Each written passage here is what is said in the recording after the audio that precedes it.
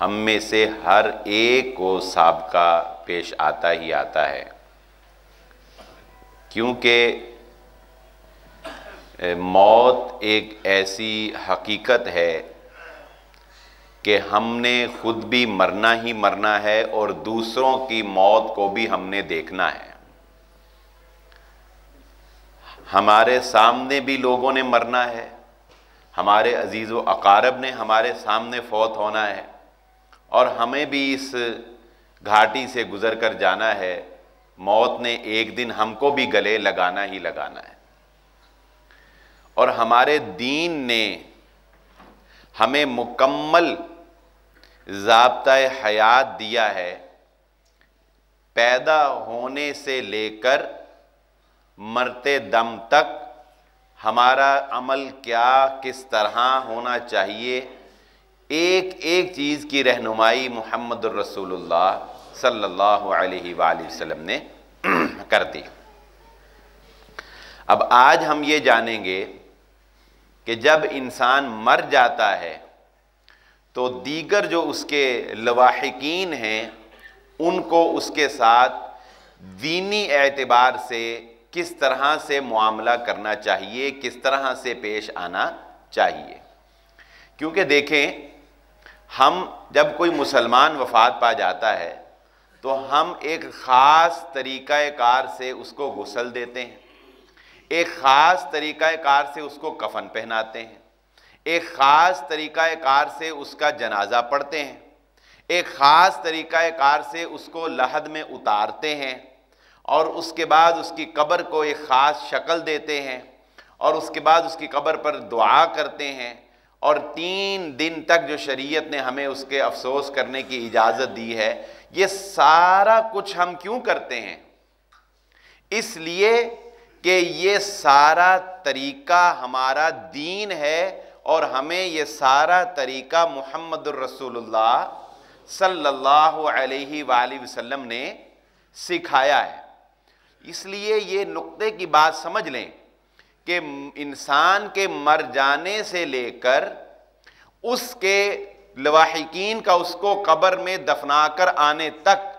ایک ایک جو عمل ہے وہ کس طرح ہوگا، جس طرح کہ ہمیں محمد الرسول اللہ صلی اللہ علیہ وسلم نے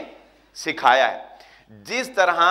نماز 3 رکعت والی 4 نہیں پڑھی جا سکتی،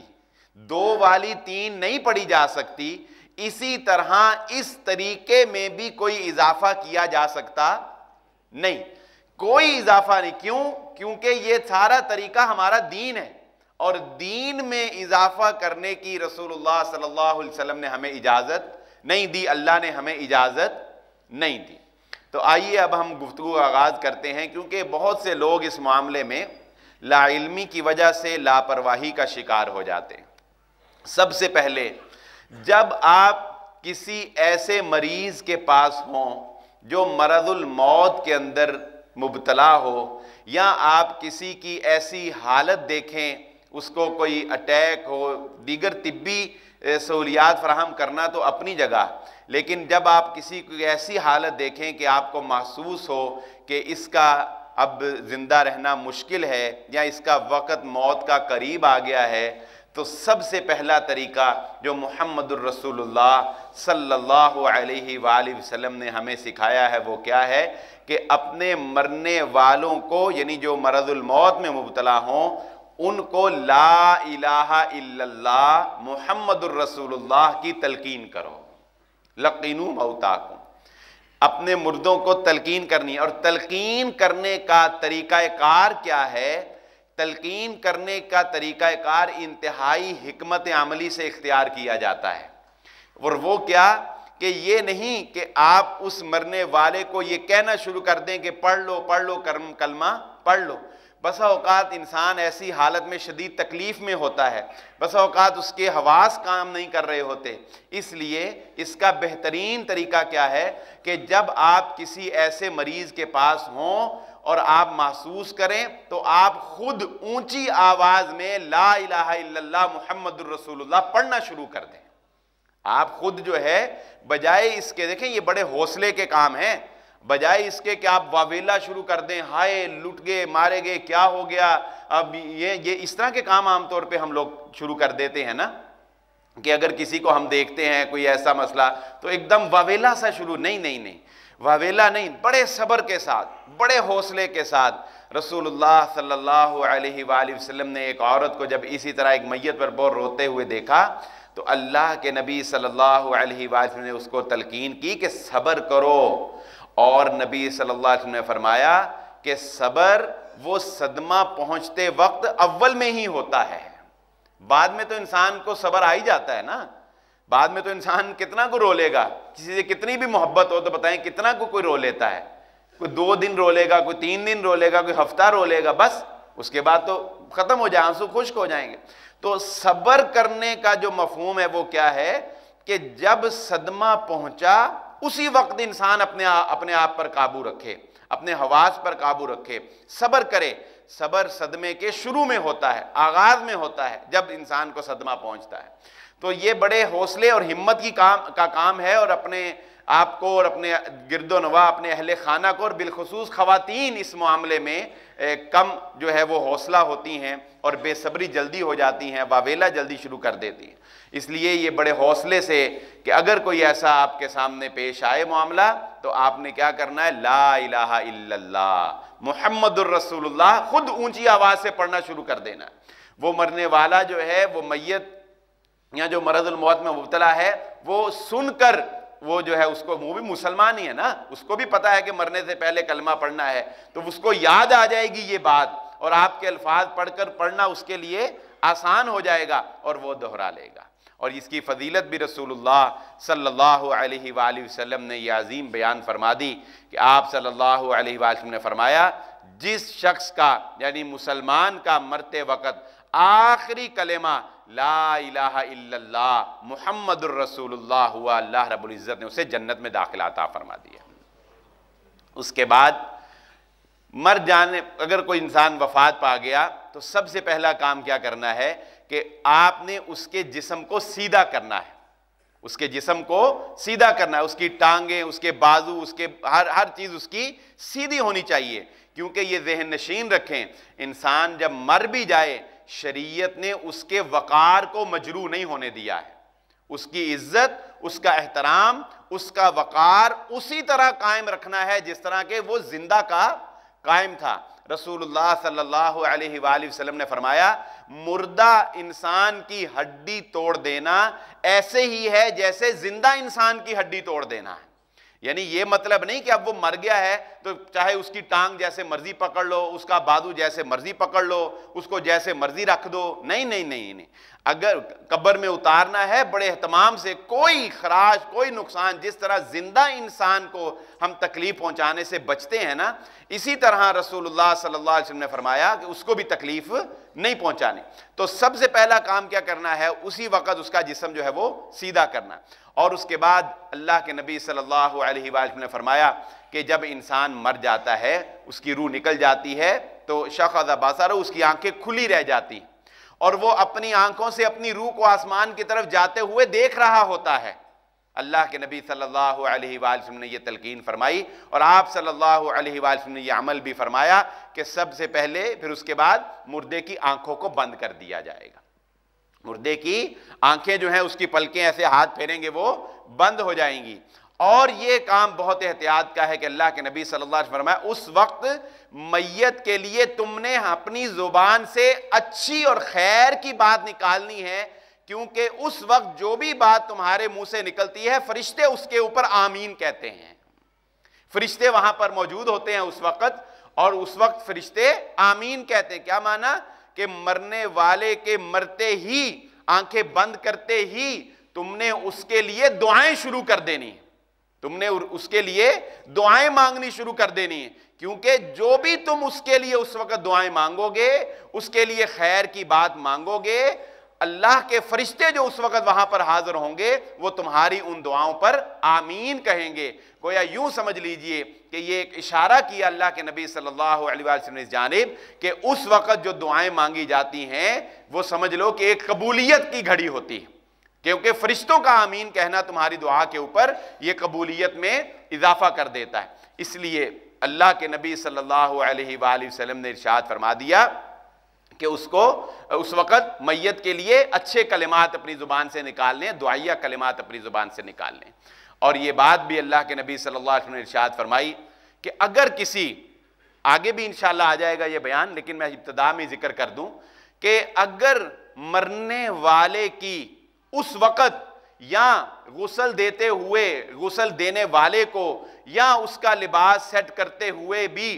اگر اس کے جسم پر یا اس کی کوئی ایسی بات جو عیب ہو، جو کیا ہو، عیب ہو، اگر تمہیں پتہ چل جائے تو اللہ کے نبی صلی اللہ علیہ وسلم نے منع فرمایا ہے میت کا عیب بیان نہیں کرنا کسی سے۔ میت کا عیب، میت کے اندر کوئی ایسی چیز جو ناگوار ہو، کوئی اس کا ایسا فعل جو ناگوار ہو، جو ظاہر ہو جائے، تو اللہ کے نبی تمہارے اوپر ظاہر ہو گیا، بس بات ختم، وہیں پر اس کو دبا دو۔ اللہ کے نبی صلی اللہ علیہ وآلہ وسلم نے ارشاد فرما دیا میت کے عیوب کو ظاہر کرنے سے اللہ کے نبی صلی اللہ علیہ وسلم نے کیا کر دیا؟ منع فرما دیا۔ اور نبی صلی اللہ علیہ وآلہ وسلم کا طریقہ تو یہاں تک تھا کہ اگر آپ، یہ تو مسلمان کی بات ہے، اگر آپ کسی غیر مسلم کی تیمارداری کرنے کے لیے گئے ہیں، اگر آپ کسی، وہ مریض ہے، بیمار ہے، اور آپ کسی غیر مسلم کی کرنے کے لیے گئے ہیں تیمارداری، اس کا پتہ لینے کے لیے گئے ہیں، اللہ کے نبی صلی اللہ علیہ وآلہ وسلم کا طریقہ ہمیں ملتا ہے کیا؟ کہ ایک یہودی بچہ اللہ کے نبی صلی اللہ علیہ وآلہ وسلم کی خدمت کیا کرتا تھا۔ نبی صلی اللہ علیہ وآلہ وسلم کو پتہ چلا کہ وہ بیمار ہے اور شدید بیمار ہے۔ اللہ کے نبی صلی اللہ علیہ وآلہ وسلم صحابہ اکرام کے ساتھ اس کی خبر گیری کے لیے گئے۔ اس کی خبر گیری کرنے کے بعد، کیونکہ وہ نبی صلی اللہ علیہ وسلم کا خادم تھا اور معاملات تو اس کے ذہن میں سارے تھے، آپ کا اخلاق، آپ کا کردار، آپ کی دعوت، تو اللہ کے نبی صلی اللہ علیہ وآلہ وسلم نے اس کو کلمہ پڑھنے کی تلقین کی۔ اس کو کہا کلمہ پڑھ لو، مسلمان ہو جاؤ۔ یعنی ابھی اس کو یہ نہیں پتا تھا کہ میں نے مر جانا ہے، لیکن بیماری شدید تھی۔ کیا پتا چلا کہ نزع کے عالم سے پہلے بھی اگر انسان ایک لمحہ پہلے بھی توبہ کر لے، اللہ توبہ قبول فرما لیتے ہیں۔ تو نبی صلی اللہ علیہ وآلہ وسلم نے اس کو کہا کلمہ پڑھ لو۔ اس نے اپنے باپ کی طرف دیکھا، اس کے باپ نے کہا بات مان لو۔ اس نے کہا ابو القاسم کی بات، نبی صلی اللہ علیہ وسلم کی بات مان لو۔ اس نے لا الہ الا اللہ محمد الرسول اللہ پڑھ لیا اور اس کی روح جو ہے وہ پرواز کر گئی۔ جب اللہ کے نبی صلی اللہ علیہ وسلم صحابہ کے ساتھ باہر نکلے تو نبی صلی اللہ علیہ وسلم ارشاد فرما رہے تھے اللہ کا شکر ہے کہ اس نے اس کو جہنم کی آگ سے بچا لیا ہے۔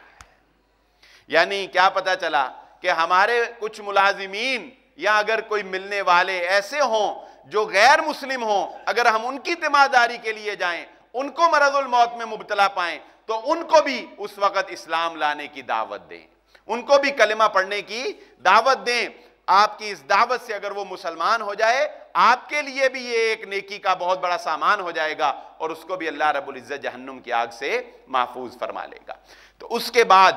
آپ نے آنکھیں بند کر دیں اور اس کے لیے دعائیں جو ہیں وہ کرنا شروع کر دیں۔ اب اگلا عمل جو ہمارے ہاں عام طور پہ معروف ہے، وہ کچھ روایات کی بنیاد پر ہے کہ وہاں پر لوگ جو ہے وہ سورہ یاسین پڑھنا شروع کر دیتے ہیں، یا اسی طرح قرآن مجید جو ہے وہ پڑھنا شروع کر دیتے ہیں۔ اگرچہ بعض روایات میں اس بات کا ذکر ہے کہ مردے کے اوپر سورہ یاسین کا پڑھنا، لیکن محققین علماء اکرام نے اور علامہ البانی رحمہ اللہ تعالیٰ نے اس پر مکمل تحقیق کر کے سورہ یاسین کے متعلق اس طرح کی تمام روایات کو ضعیف قرار دیا ہے۔ اس طرح کی، اور یہ روایت جو ہے سورہ یاسین کے متعلق یہ بھی بڑی معروف ہے کہ ہر چیز کا ایک دل ہوتا ہے اور قرآن مجید کا دل جو ہے سورہ یاسین ہے۔ یہ روایت بھی صحیح نہیں، یہ روایت بھی ضعیف، یعنی مختصر کہ سورہ یاسین کے بارے میں، اس کی فضیلت کے بارے میں، مردوں پر پڑھنے کے بارے میں، یا قرآن مجید کا دل ہونے کے بارے میں، یا اس طرح سوز قرآن مجید کا ثواب ملنے کے بارے میں، یہ تمام تر روایات محققین علماء کرام نے ان کو ضعیف قرار دیا ہے۔ ان سے استدلال کرنا یا ان کے اوپر عمل کرنا یہ درست عمل نہیں ہے۔ مرنے والے کے لیے مر جانے کے بعد جو سب سے بہترین عمل ہے وہ یہ ہے کہ آپ اس کے لیے کثرت سے بخشش کی دعا کریں۔ ایک جگہ یہ بڑا اچھا طریقہ اختیار کیا گیا تھا کہ انہوں نے اپنے گھر میں ایک ٹیبل پر جو میت کے لیے، کیونکہ لوگوں کو عام طور پہ دعائیں یاد تو ہوتی نہیں ہیں اور وہاں جا کر بھی پھر ادھر ادھر کی باتیں جو ہے وہ کرتے ہیں، تو انہوں نے اپنے ایک ٹیبل پر یہ جو دعائیں ہیں میت کے لیے مانگنی وہ فوٹو کاپی کروا کے جو ہے وہ 100-200 ایسے رکھ دی. تو جو بھی آتا تھا اس کو وہ ایک پکڑا دیتے تھے اور وہ بیٹھ کر وہ 5-6 دعائیں جو ہیں وہ اس میت کے لیے ان کو پڑھتا رہتا. دعائیں بھی یاد ہو گئیں، میت کے لیے دعا بھی ہو گئی. اور اسی طرح ہمارے ہاں فاتحہ کا جو تصور ہے وہ بھی میں اس کی بھی وضاحت پہلے کر چکا ہوں کہ فاتحہ خوانی جو ہے یہ کوئی دین میں بات نہیں ہے. فاتحہ خوانی کوئی دین میں عمل نہیں ہے، نہ نبی صلی اللہ علیہ وسلم سے نہ صحابہ سے یہ ثابت ہے کہ انہوں نے فاتحہ خوانی کی. یعنی ہمارے ہاں یہ معروف ہے کہ ہم قبر پر جائیں یا میت کے پاس جائیں یا کسی کے افسوس کرنے کے لیے جائیں تو ہاتھ اٹھا کے صرف سورۃ الفاتحہ پڑھ آتے ہیں. اگر آپ غور کریں سورۃ الفاتحہ ایک دعا ہے اور پڑھی بھی جا سکتی ہے، یہ نہیں میں کہتا کہ پڑھنی نہیں ہے، پڑھی بھی جا سکتی ہے، لیکن آپ ابتدا سورۃ الفاتحہ سے کریں اور اس کے بعد میت کے لیے تو کوئی دعا مانگے نا. آپ مانگنے کس کے لیے گئے ہیں؟ میت کے لیے. اور سورۃ الفاتحہ میں آپ بتائیں میت کے لیے آپ نے اللہ سے کچھ مانگا؟ سورۃ الفاتحہ آپ نے پڑھ لی، ایک دعا اچھی آپ نے کی، لیکن آپ نے میت کے لیے تو کوئی بھی اللہ سے سوال نہیں کیا نا. دعا کا آغاز سورۃ الفاتحہ سے کر لیں کیونکہ اس میں اللہ کی حمد ہے، تعریف ہے اور ایک اچھی دعا ہے، لیکن فاتحہ کے بعد میت کے لیے لازماً کوئی نہ کوئی دعا کریں کہ اللہ رب العزت اس کی بخشش فرمائے. عربی میں نہیں آتی چاہے اردو میں کر دیں. جو یہ طریقہ کار ہم نے اپنا لیا کہ صرف سورۃ الفاتحہ پڑھی 2 سیکنڈ میں اور اس کے بعد منہ پہ ہاتھ پھیر کے بعد ختم، یہ طریقہ کار میت کے لیے کوئی بھی فائدہ مند نہیں ہے، نہ ہی اس سے مرنے والے کو کوئی فائدہ حاصل ہوتا ہے. رسول اللہ صلی اللہ علیہ وآلہ وسلم نے نوحہ کرنے سے شدید منع فرمایا ہے. اللہ کے نبی صلی اللہ علیہ وسلم نے فرمایا من ضرب الخدود وشق الجیوب فلیس منا. اس لیے یہ بات بے حد ضروری ہے لواحقین کے لیے کہ گریبان چاک نہ کریں، اپنے آپ کو مارے پیٹے نہ، واویلا نہ کریں، نوحہ نہ کریں. نوحہ کرنے والے کے بارے میں اللہ کے نبی صلی اللہ علیہ وسلم نے فرمایا اس کا ہمارے ساتھ کوئی تعلق نہیں ہے. اور نوحہ کرنے والی عورت کے بارے میں نبی صلی اللہ علیہ وآلہ وسلم نے یہ بات ارشاد فرما دی کہ نوحہ کرنے والی عورت جو ہے اگر وہ تائب نہیں ہوتی تو اللہ رب العزت اسے جہنم کا ایندھن بنا دے. پھر ہمارے ہاں ایک اور طریقہ ہے، ہم قیافہ شناسیاں بہت کرتے ہیں. دیکھو چہرہ کتنا نور والا ہے، کوئی کہتا ہے ایسے ہے، کوئی کہتا ہے ویسے ہے. اس میں اچھی باتیں بھی ہوتی ہیں، اس میں بری باتیں بھی لوگ کر دیتے ہیں. اس میں کچھ اچھی باتیں بھی کرتے ہیں، کچھ بری باتیں بھی کرتے ہیں. یاد رکھ لیجئے یہ بات. اچھی موت بیان کرنے لگا ہوں. اچھی موت کا تعلق کسی کے رنگ روپ سے نہیں ہوتا. اچھی موت کا تعلق کن باتوں سے ہوتا ہے؟ آئیے سنیے. ان باتوں سے اچھی موت کا تعلق ہوتا ہے. اللہ رب العزت ہم سب کو عزت والی، ایمان والی اچھی موت نصیب فرما دے. اچھی موت کیا ہے؟ اللہ کے نبی صلی اللہ علیہ وآلہ وسلم نے ارشاد فرمایا ایک تو سب سے اچھی موت جس کا میں نے پہلے ذکر کر دیا کہ مرنے سے پہلے مرنے والے کے زبان پر لا الہ الا اللہ محمد الرسول اللہ جاری ہو جائے، یہ بہت اچھی موت ہے. پھر دوسرا کہ مرنے والے کے ماتھے پر پسینہ آ جانا، یہ اس کے اچھے ہونے کی علامت ہے، مومن ہونے کی. اللہ کے نبی صلی اللہ علیہ وسلم نے فرمایا مومن کی موت ماتھے کی پیشانی پر پسینے کے ساتھ واقع ہوتی ہے. یعنی مومن آدمی کی جب موت واقع ہوتی ہے تو اس کے ماتھے پر پسینہ ظاہر ہو جاتا ہے. یعنی اگر آپ کسی کے ماتھے پر پسینہ ظاہر ہوتا دیکھیں تو آپ یہ کہہ سکتے ہیں کہ کتنا نیک آدمی تھا، مومن آدمی تھا، اللہ رب العزت نے اس کو کتنی اچھی موت نصیب فرمائی. اسی طرح رسول اللہ صلی اللہ علیہ وآلہ وسلم نے ارشاد فرمایا جمعہ کے دن یا جمعہ کی رات کو وفات پانے والے شخص کو اللہ رب العزت قبر کے فتنے سے محفوظ فرما لیتے ہیں. تو ہمارے ہاں عام طور پر رمضان المبارک کی موت معروف ہے، جبکہ رمضان المبارک کی موت کی فضیلت کے بارے میں کوئی بھی حدیث اللہ کے نبی صلی اللہ علیہ وآلہ وسلم سے ثابت نہیں ہے کہ جو رمضان میں وفات پا جائے اس کا حساب نہیں ہوگا یا ایسے یا ویسے. کوئی بات جو ایک حدیث صحیح ثابت ہے دن جس میں کیا ہے جمعہ کا دن ہو یا جمعہ کی رات ہو، تو جو آدمی اس رات یا اس دن میں وفات پائے آپ آپ کہہ سکتے ہیں کہ دیکھو اس کو کتنی اچھی موت اللہ رب العزت نے نصیب فرمائی ہے کہ نبی صلی اللہ علیہ وآلہ وسلم نے فرمایا کہ اس کو اللہ رب العزت قبر کے فتنے سے محفوظ فرمائیں گے. اور اسی طرح شہادت کی موت یہ ایک فضیلت والی موت ہے، اس کی فضیلت سے انکار نہیں کیا جا سکتا. اور اسی طرح مظلوم موت جو ہے، اگر کسی کو ظلم سے جو ہے وہ قتل کر دیا گیا، اس کو بھی رسول اللہ صلی اللہ علیہ وآلہ وسلم نے شہید قرار دیا، جیسا کہ حضرت عمر ابن خطاب رضی اللہ تعالیٰ عنہ کو اور حضرت عثمان غنی رضی اللہ تعالیٰ عنہ کو ظلم کرتے ہوئے شہید کیا گیا نا. تو اللہ کے نبی صلی اللہ علیہ وسلم نے احد پہاڑ پر دونوں کو کیا قرار دیا تھا؟ شہید قرار دیا. حضرت عمر کو بھی شہید قرار دیا، حضرت عثمان غنی رضی اللہ تعالیٰ عنہ کو بھی شہید قرار دیا، اور ان کو ظلم کرتے ہوئے ناجائز ناحق جو ہے وہ شہید کر دیا گیا. اسی طرح اگر کسی کو ناجائز اور ناحق شہید کر دیا جائے، یعنی قتل کر دیا جائے، تو اسے ہم کہیں گے کہ یہ اس کو ایک اچھی موت جو ہے، شہادت کی موت، اس کو رسول اللہ صلی اللہ علیہ وسلم نے قرار دیا. اسی طرح طاعون کی بیماری سے جو وفات پائے، اس کو بھی شہادت کی موت جو ہے وہ تسلیم کیا گیا. اور جس کو کوئی ڈاکو یا چور جو ہے وہ مار دے، یا جو شخص جو شخص اپنے مال کی حفاظت کرتے ہوئے، اپنے اہل و عیال کی حفاظت کرتے ہوئے اللہ کے نبی صلی اللہ علیہ وسلم نے فرمایا مارا گیا، اللہ رب العزت اس کو بھی شہیدوں میں شمار فرماتے ہیں. جو اپنے مال کی حفاظت کرتے ہوئے، اپنے اہل و عیال کی عزت کی حفاظت کرتے ہوئے، ظاہر ہے ڈاکوؤں سے مقابلہ کرے گا نا، کسی چور ڈاکو سے اس نے مقابلہ کیا اور وہ مر گیا، تو اس کی موت کوئی بری موت نہیں، بہادری کی موت ہے، اور اسلام اس کو ایک شہادت کی موت قرار دیتا ہے. تو یہ وہ اموات ہیں جن کے بارے میں ہمیں یہ کہنا چاہیے، یا ہم یہ کہہ سکتے ہیں کہ یہ آدمی ایک اچھی موت جو ہے وہ مرا ہے. اور ہمارا کسی آدمی کے بارے میں یہ کہنا کہ یہ اچھا تھا، یہ بھی بڑا معنی رکھتا ہے، اور کسی آدمی کے بارے میں کہنا کہ یہ اچھا نہیں تھا، یہ بھی بڑا معنی رکھتا ہے. اللہ کے نبی صلی اللہ علیہ وآلہ وسلم ایک دفعہ صحابہ اکرام جو ہے وہ کھڑے تھے، ایک اسی طرح جنازہ گیا، اللہ کے نبی صحابہ اکرام کہنے لگے کتنا اچھا آدمی تھا، کتنا اچھا آدمی تھا، کتنا نیک آدمی تھا. اپنا معاشرے میں انسان کو نام اچھا ہی بنانا چاہیے. صحابہ اکرام نے کہا کتنا اچھا ہے، نبی صلی اللہ علیہ وسلم نے فرمایا واجبت لازم ہو گئی اس پر، لازم ہو گئی اس پر.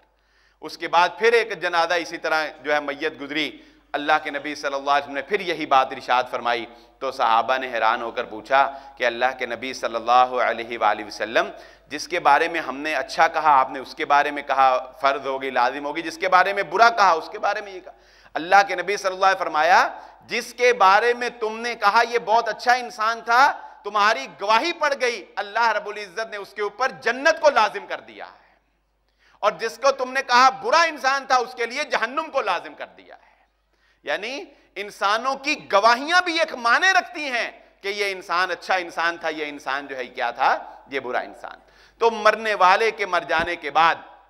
ہم لوگ اس کے بعد سب سے پہلے کیا کام کیا جائے گا معاشرے کو ملحوظ خاطر رکھتے ہوئے؟ خیر یہ تو سب کو پتہ ہے، کرنا ہی ہوتا ہے کہ اس کی قبر جو ہے وہ اس کا انتظام کیا جائے گا، اور اس کے بعد اس کے کفن دفن کا انتظام کیا جائے گا، اور اس کے بعد جلد از جلد اس کو دفنایا جائے گا. بغیر کسی بہت مجبوری کے میت کو تاخیر سے دفنانے سے رسول اللہ صلی اللہ علیہ وسلم کی تعلیمات میں منع فرمایا گیا ہے. اللہ کے نبی صلی اللہ علیہ وسلم نے تلقین فرمائی ہے کہ مردے کو، میت کو جلد از جلد دفنایا جائے.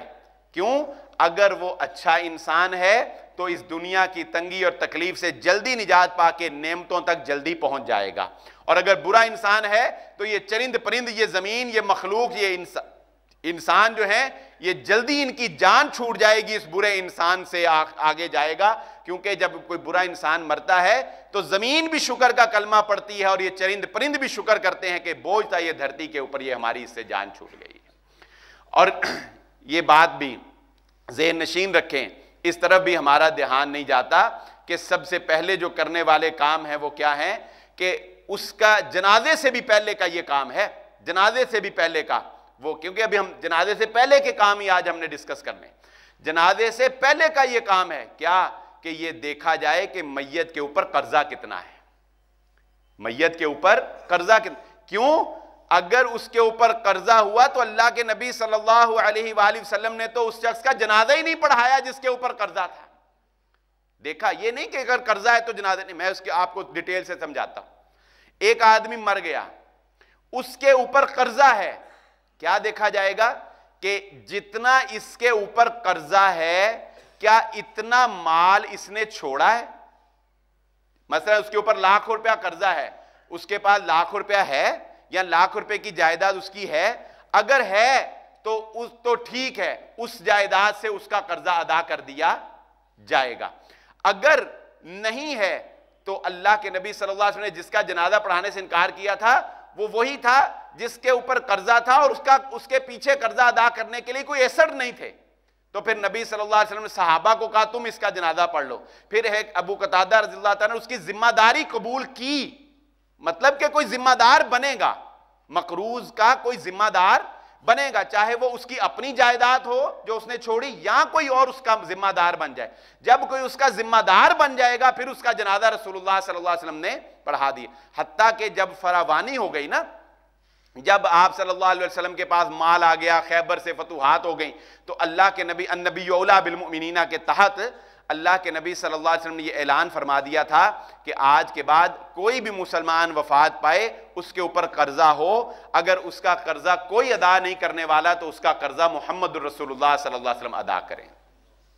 اگر اس کی کوئی جائیداد نہیں ہے اور کوئی ذمہ داری قبول نہیں کر رہا، بھائی بہن بھائی بیٹے، تو اس کا ذمہ دار کون ہے؟ محمد الرسول اللہ صلی اللہ علیہ وسلم. تو سر یہ بڑا اہم کام ہے جس کی طرف ہماری اولادیں یا مرنے والے کے ورثاء جو ہیں وہ توجہ نہیں کرتے. بس ایک رسمی سا اعلان ہم لوگ کر دیتے ہیں. نہیں، اس پر توجہ کرنے کی ضرورت ہے کہ اس نے جو مقروض ہے اگر وہ، تو کیا اس کا قرضہ جو ہے وہ ادا کر دیا جا سکتا ہے یا کوئی شخص اس کا ذمہ دار جو ہے وہ بن جائے گا. رسول اللہ صلی اللہ علیہ وآلہ وسلم نے یہ بھی تلقین کی ہے کہ مرنے والوں کو ایک ایسا شدید غم لاحق ہو گیا ہے کہ ان کو اب کھانے پکانے کی فکر نہیں ہے، لہذا اس کے لواحقین، عزیز و اقارب، پڑوسی، وہ جو ہے وہ اس کے گھر کھانا پہنچائیں گے. یہ بھی اللہ کے نبی صلی اللہ علیہ وسلم نے تلقین کی. ایک بڑا عجیب معاملہ ہے ہمارے ہم معروف، ساری زندگی ساتھ رہتے ہیں، جتنا قریبی ساتھ میاں بیوی کا ہوتا ہے اتنا قریبی ساتھ اور کسی کا نہیں ہو سکتا ہے. انسانوں میں سے جتنی قربت اللہ رب العزت نے میاں بیوی کو عطا کی ہے اتنی قربت تو اور کسی کے ساتھ نہیں ہے نا. لیکن یہ سمجھنا کہ مرتے ہی ان کا نکاح ٹوٹ گیا، جیسا کہ بعض لوگ یہ سمجھتے ہیں کہ اگر میاں بیوی میں سے کوئی مر گیا تو مرتے ہی دونوں کا نکاح جو ہے وہ ٹوٹ گیا. اور یہاں تک المیہ دیکھنے میں آتا ہے کہ وہ اس کو نہیں دیکھ سکتا اور وہ اس کو نہیں دیکھ سکتی، چھونا تو دور کی بات ہے. جبکہ اللہ کے نبی صلی اللہ علیہ وآلہ وسلم سے میت کا بوسہ لینا بھی ثابت ہے. میت کا بوسہ لیا جا سکتا ہے، یہ سنت ہے اللہ کے نبی صلی اللہ علیہ وسلم. حضرت ابو بکر صدیق رضی اللہ تعالیٰ عنہ نے نبی صلی اللہ علیہ وسلم کی وفات کے بعد آپ صلی اللہ علیہ وآلہ وسلم کے جسم اطہر کا بوسہ لیا تھا. تو بوسہ لیا جا سکتا ہے، کوئی حرج والی بات نہیں ہے. اور نہ ہی یہ ہوتا ہے کہ میت جو ہے وہ شوہر مر گیا یا بیوی مر گئی تو نکاح ٹوٹ گیا، وہ دیکھ بھی نہیں سکتے. نہیں، اگر وہ مرنے والے کے لیے 4 ماہ 10 دن عدت گزارے گی، اگر وہ اس کی جائیداد میں 8ویں حصے کی یا 4تھے حصے کی وارث جو ہے وہ قائم رہے گی، تو بتائیے نکاح اس کا کیسے ٹوٹ گیا اور وہ اس کو دیکھ کیوں نہیں سکتی، ہاتھ کیوں نہیں لگا سکتی. جبکہ اللہ کے نبی صلی اللہ علیہ وآلہ وسلم نے حضرت عائشہ صدیقہ رضی اللہ تعالی عنہا کو یہ بات ارشاد فرمائی، لو مت قبلی لغسلتکی. اللہ کے نبی صلی اللہ علیہ وسلم فرمایا، عائشہ اگر آپ مجھ سے پہلے وفات پا گئیں تو میں آپ کو غسل دوں گا. یہ اللہ کے نبی صلی اللہ علیہ وسلم نے خواہش کا اظہار کیا ہے. اور حضرت عائشہ صدیقہ رضی اللہ تعالیٰ عنہا کی بھی ایک حدیث میں یہ بات موجود ہے کہ انہوں نے ارشاد فرمایا کہ ہمیں معاملے کا علم نہیں ہو سکا، اگر ہمیں علم ہوتا تو اللہ کے نبی صلی اللہ علیہ وآلہ وسلم کو غسل ان کی ازواج نے دینا تھا، ان کی ازواج ان کو غسل دیتی. تو کیا پتہ چلا کہ یہ تو دور کی بات ہے کہ رشتہ ٹوٹ گیا، بلکہ خامند بیوی کو غسل دے سکتا ہے اور بیوی خامند کو غسل دے سکتی ہے، بیوی خامند کو غسل دے سکتی. اور یہ معاملہ بھی میں ذرا مختصر سے آپ کو بیان کر دوں، ویسے یہ پریکٹیکل جو ہے جب تک نہ دیکھا جائے اس وقت تک سمجھ تو نہیں آتا، لیکن ہمارے ہاں یہ بھی ایک بڑا مسئلہ ہے کہ گھر میں کوئی وفات پا گیا، لیکن مرنا ہے نا سب نے، سب کے ماں باپ، سب کے بہن بھائی ہیں، ایک دن مرنا، آنکھیں تو نہیں چرائی جا سکتی اس حقیقت سے۔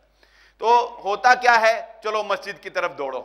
کہاں دوڑو؟ مسجد کی طرف دوڑو، کیا جی قاری، اگر کوئی خاتون فوت ہوئی ہے تو قاری صاحب کی زوجہ کو کہیں وہ آ کر غسل دیں، یا کسی مدرسے کی طرف دوڑو وہ آ کر غسل دیں، یا قاری صاحب آ کر غسل دیں۔ بتائیں ایسے ہوتا ہے کہ نہیں ہوتا ہے؟ مسجدوں کے امام اور اسی طرح قراء اور اسی طرح علماء، ان کے پیچھے جو ہے وہ دوڑا جاتا ہے، جو کمزور بیچارے ہوتے ہیں، اور ان کو کچھ 1000-2000 دے بھی دیا جاتا ہے، اور ان کو جو ہے ان سے غسل دلوایا جاتا ہے۔ ٹھیک ہے، کوئی حرج والی بات نہیں ہے، لیکن دین اسلام ہمیں یہ تلقین کرتا ہے کہ میت کو غسل اس کے قریبی ترین رشتہ دار دیں۔ جو محبت ان کے اندر پائی جاتی ہے وہ مسجد کے امام میں نہیں ہو سکتی آپ کے باپ کے لیے۔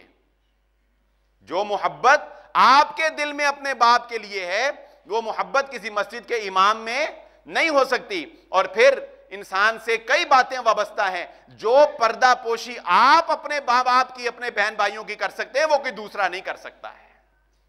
جو حیا کا معاملہ آپ کے ساتھ ہے وہ کسی اور کے ساتھ ہو سکتا نہیں۔ اس لیے یہ ذہن نشین رکھ لیں، میت کو غسل دینے کے معاملے میں کوشش کریں کہ خود اس کے قریبی ترین رشتہ دار جو ہے وہ اس کو غسل دے۔ میں آپ کو تھوڑا سا غسل کا طریقہ بھی بتا دیتا ہوں، انتہائی آسان ہے، کوئی مشکل کی بات نہیں ہے۔ سب سے پہلے یہ بات ذہن نشین رکھیں، جیسا کہ میں نے پہلے بات کی کہ احکامات میت کے لیے بھی وہی ہوتے ہیں جو زندہ کے لیے۔ میت کا سطر دیکھنا بھی اسی طرح حرام ہے جس طرح زندہ کا سطر دیکھنا حرام ہے۔ میت کا سطر دیکھنا، اور اس بات پہ علماء کرام کا اتفاق ہے، عورت کا اور مرد کا سطر جو ہے، عورت کا عورت کے لیے، مرد کا تو پورا ہی پردہ ہے نا عورت، لیکن عورت کا عورت کے لیے، اور مرد کا مردوں کے لیے سطر کیا ہے؟ اس کا ناف سے لے کر گھٹنوں تک کا ڈھانپا ہوا ہونا۔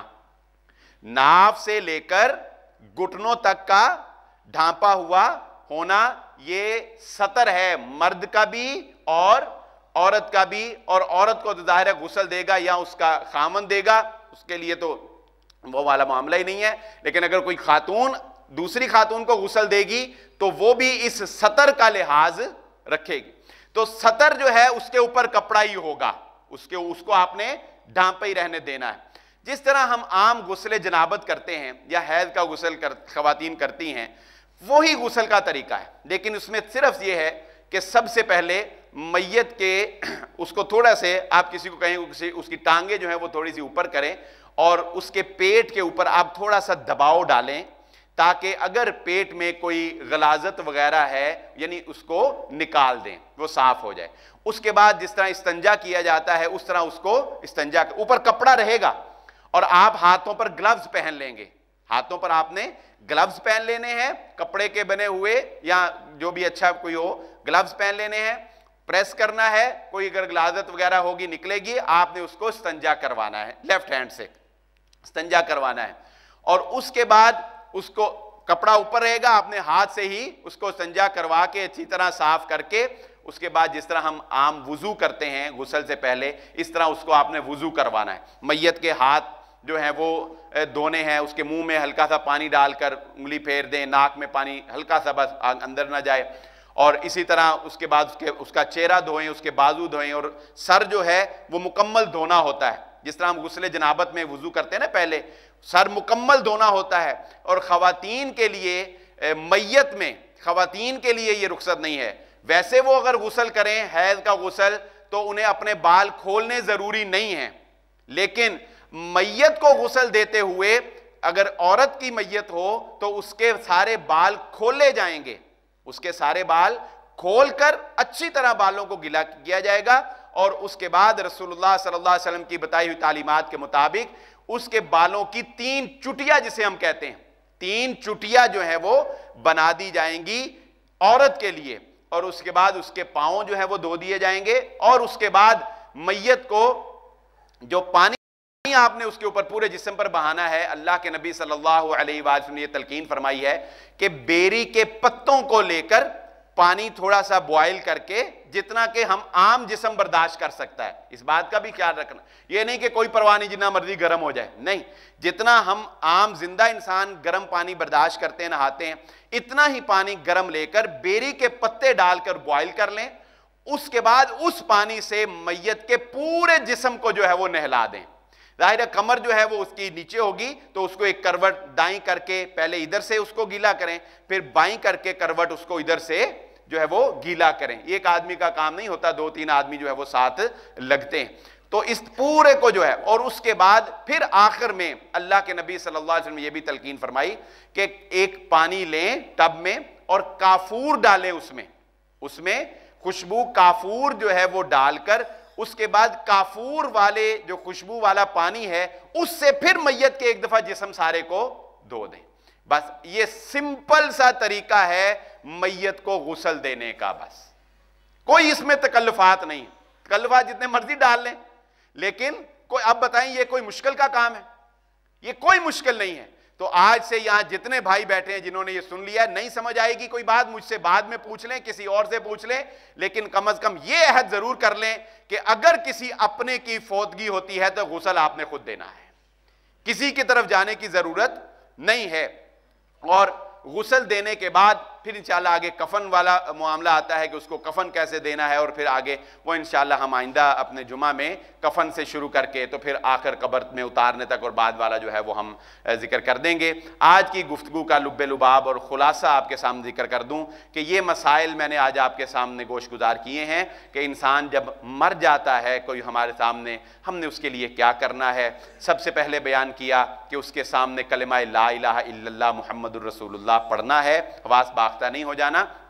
حوصلہ رکھنا ہے, صبر جو ہے وہ کرنا ہے, اور پہلی وقت میں ہی صبر ہوتا ہے, پہلی بات. نمبر 2 آپ کو یہ بتایا اس کے جسم کو سیدھا کریں, اس کی آنکھوں کو پلکوں کو بند کر دیں, اور میت کے لیے اپنی زبان سے دعائیہ کلمات نکالیں, اچھے کلمات, جب وہ اس کی روح پرواز کی ہے, کیونکہ نبی صلی اللہ علیہ وسلم فرمایا تمہاری بات پر اس وقت فرشتے آمین کہتے ہیں. میت کا کوئی بھی اگر عیب یا کوئی کمی کوتاہی کوئی کمزوری آپ کو علم ہو جائے تو اللہ کے نبی صلی اللہ علیہ وسلم نے تلقین فرمائی ہے کہ اس کے اوپر پردہ ڈالا جائے. میت کے پاس بیٹھے ہوئے لواحقین کو سورہ یاسین پڑھنا یا اس طرح کوئی اور چیز پڑھنا اللہ کے نبی صلی اللہ علیہ وسلم سے صحیح حدیث سے ثابت نہیں ہے. بہترین طریقہ کیا ہے کہ میت کے لیے آپ دعا کریں. اور اس ضمن میں آپ کے سامنے یہ بات بھی گوش گزار کی کہ اچھی موت جو ہے اس کی چند علامات جو ہیں وہ کیا ہیں, اور غیر مسلم کو اگر آپ جاتے ہیں اعتماد داری کے لیے اس کو اسلام کی دعوت دینا, وہ ایک واقعہ رسول اللہ صلی اللہ علیہ وآلہ وسلم کا